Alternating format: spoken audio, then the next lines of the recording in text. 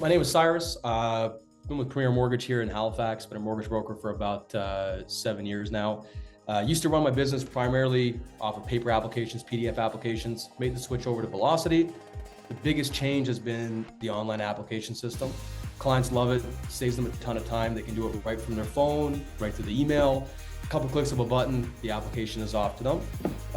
Comes back to me. Now I no longer have to key in an application. I can see it, I can clean it up. It probably saves me 10, 15 minutes per application. And the biggest thing specifically to us in our province is we have compliance forms that have to be sent out as certain pieces of the transaction. And the first one is we have a compliance form with a disclosure form that goes out initially. So what we used to have to do is we used to have to actually pull that out of Filogix manually, put it together with a consent form, send it to the client. It was just a few extra steps. But now the consent form gets signed with the application initially.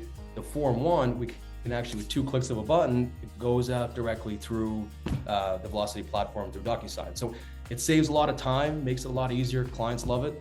And it's been a big game changer just in terms of freeing up time that allows us to do more mortgages, more applications, and just streamline the process.